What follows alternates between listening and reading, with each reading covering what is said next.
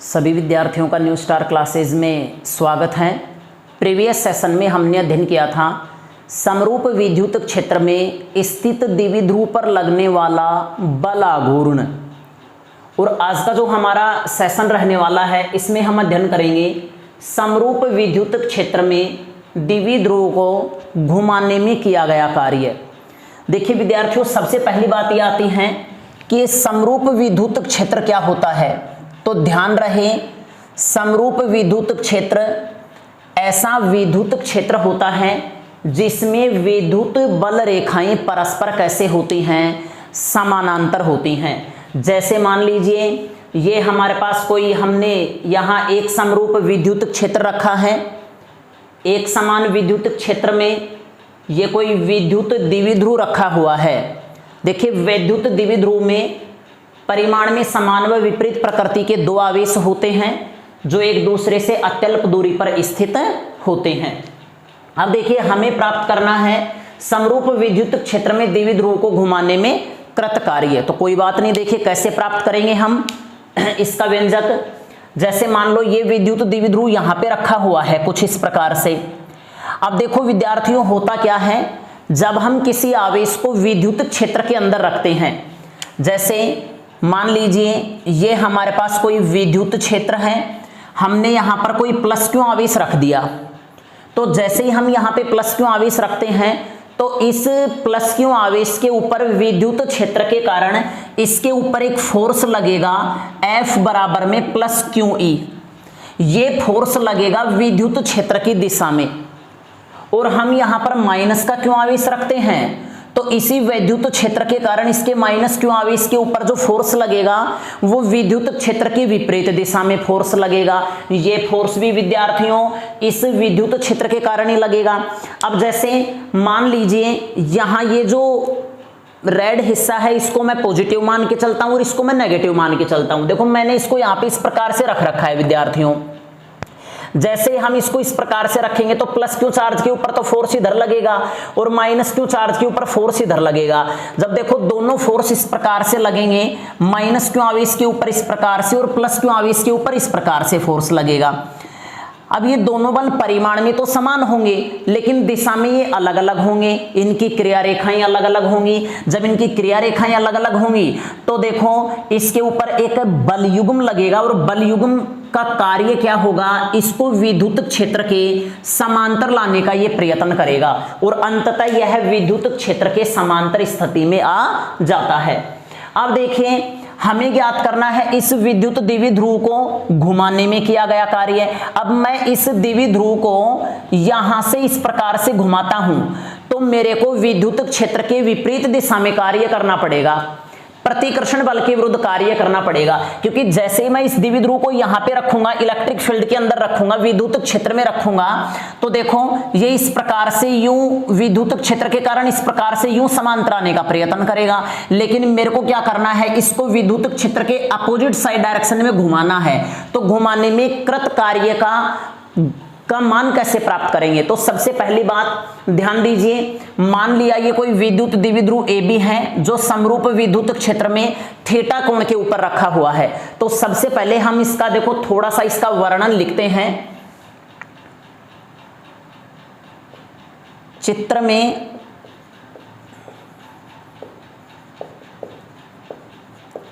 दिखाए अनुसार कोई द्विध्रुव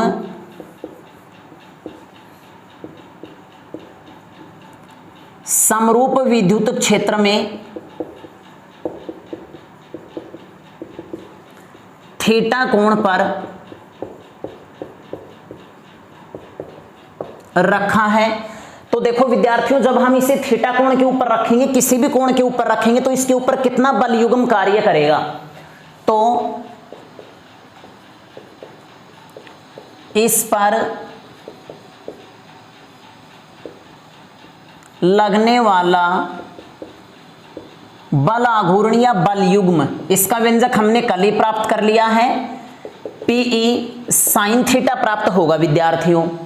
अब देखिए मैं यदि इसे थीटा स्थिति से किसी और कोण के ऊपर घुमाना चाहूं तो किए गए कार्य का मान कैसे प्राप्त करेंगे? तो देखो, किए गए कार्य का मान प्राप्त करने के लिए सबसे पहले मैं इसे अति सूक्ष्म कोण के ऊपर घुमाता हूं। जैसे मान लो ये पहले थीटा कोण के ऊपर था, अब मैंने इसको थोड़ा सा अत्यल्प विस्थापित किया है।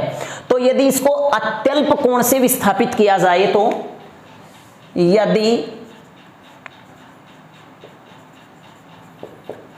विद्युत द्विध्रुव को अति सूक्ष्म या फिर ये कहा जाए अत्यल्प अति सूक्ष्म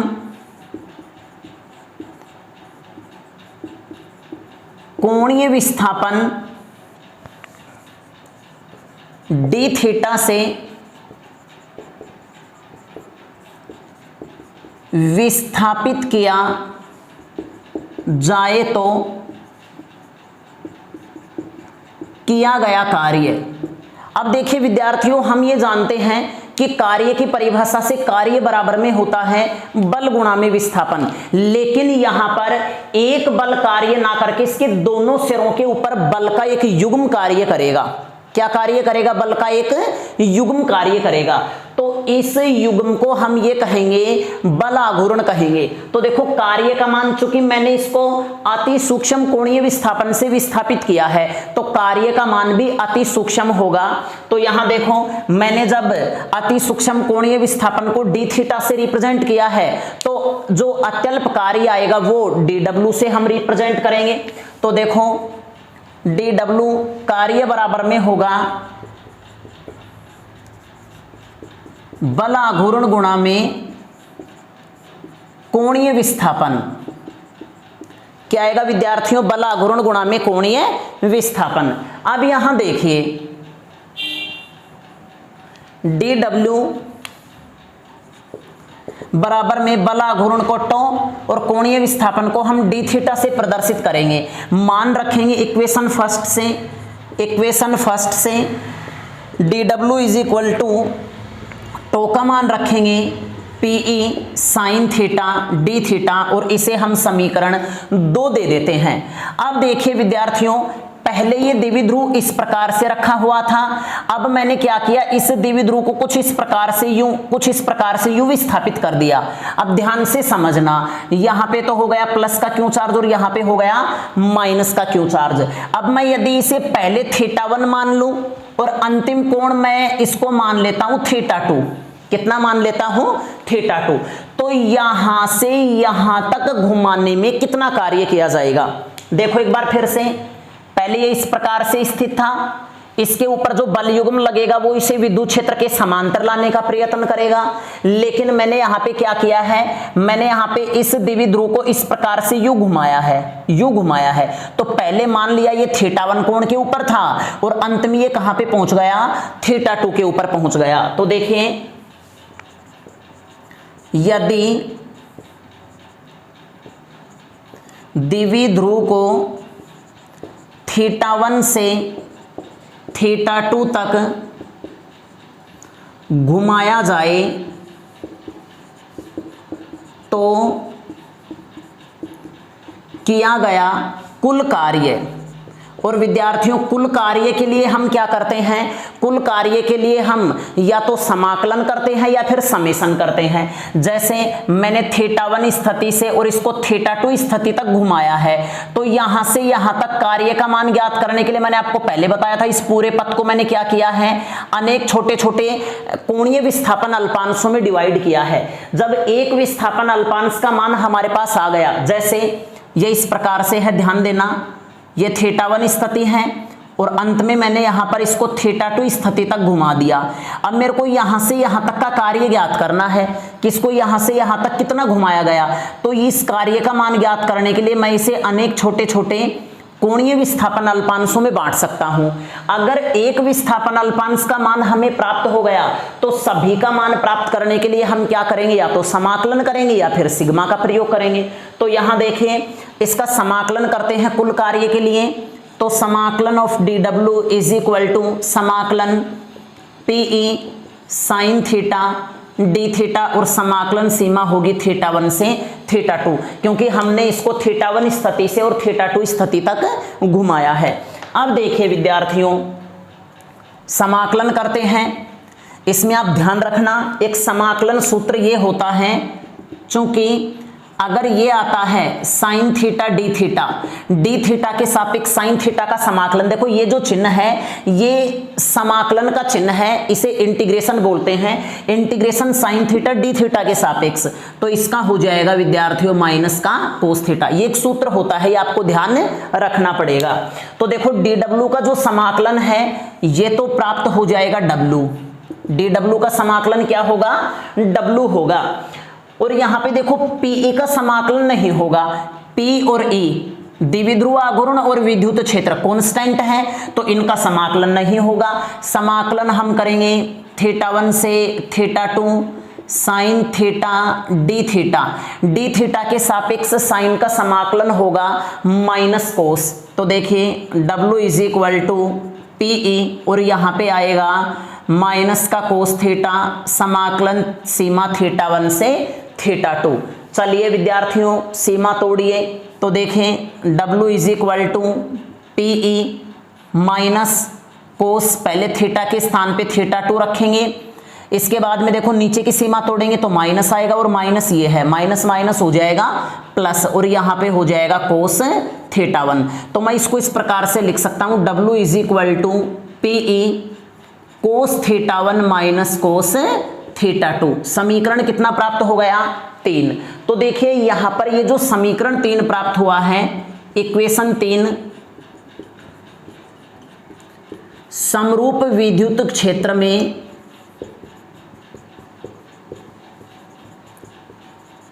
द्विध्रुव को घुमाने में किए गए कार्य का समीकरण है। तो देखो पहले तो आप इसका एज इट इज स्क्रीनशॉट लेके आप इसे नोट्स में मेंशन कीजिए, फिर हम यहाँ पर इसके विभिन्न केस के बारे में अध्ययन करेंगे कि अगर ये इस प्रकार से ना होकर के यदि ये विद्युत क्षेत्र के समानांतर होता तो घुमाने में कितना कार्य करना पड़ता, हम इसकी विभिन्न स्थितियों के बारे में अध्ययन करेंगे। तो पहले आप इसका एज इट इज स्क्रीनशॉट लें।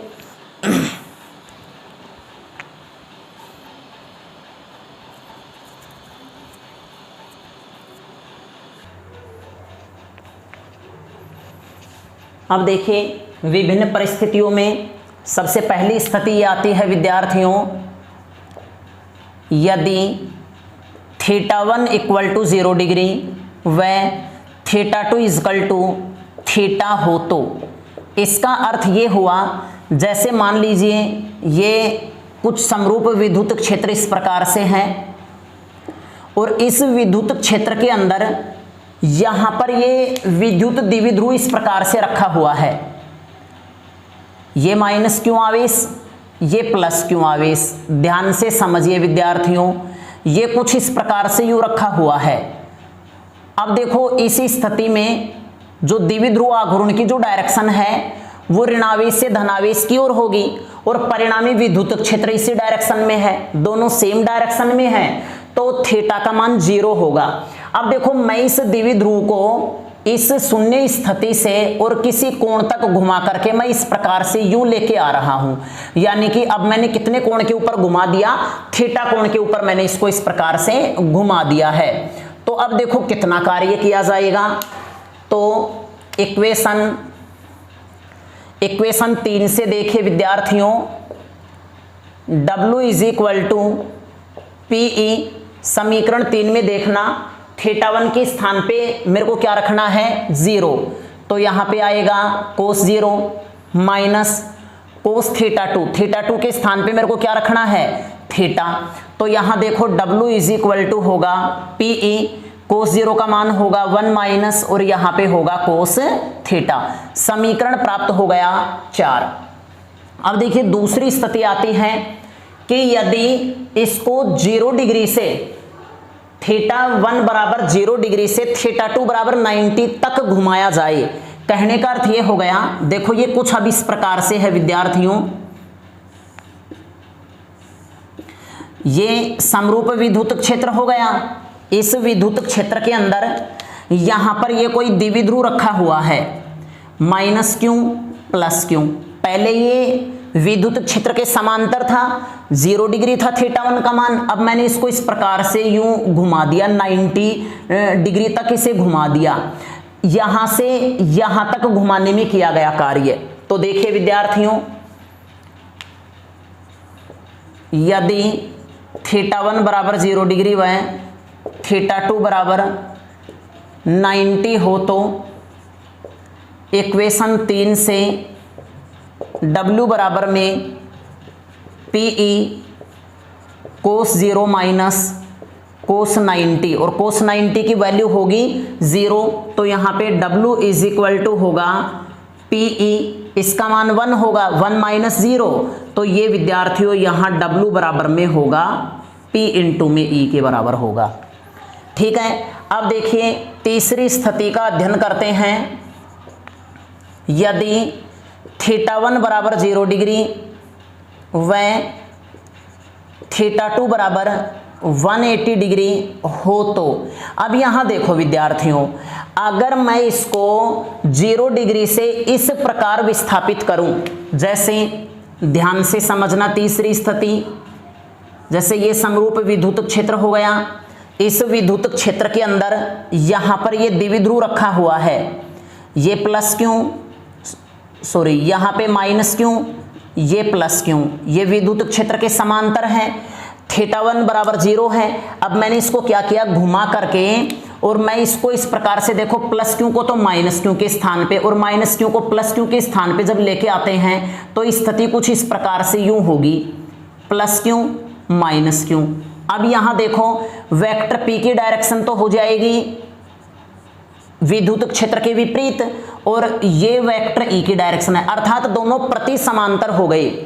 जब दोनों प्रति समांतर हो गए तो इस स्थिति में घुमाने में किया गया कार्य कितना होगा, तो यहां देखो इक्वेशन 3 से W बराबर में PE cos 0 माइनस cos θ2 की वैल्यू रखनी है 180, और यहाँ पे देखो विद्यार्थियों cos 180 का मान होता है साइन 90 प्लस 90, दूसरे चतुर्थांश में cos साइन में बदलेगा माइनस साइन 90, और साइन 90 की वैल्यू होती है 1, चूंकि माइनस है तो यहाँ पे होगा -1। तो यहाँ देखो W is equal to PE 1 minus 1, तो ये होगा W is equal to PE 1 plus 1, W बराबर में होगा 2PE, अर्थात इसी स्थिति में जो घुमाने में किया गया कार्य है वो इसी स्थिति से दुगुना प्राप्त होता है। इसी स्थिति में हमें कार्य अधिक करना पड़ेगा। तो विद्यार्थियों, आप इसका एज इट इज स्क्रीनशॉट लेके आप इसे नोट्स में मेंशन कीजिए और बने रहिए मेरे साथ लगातार इस वीडियो के साथ। धन्यवाद।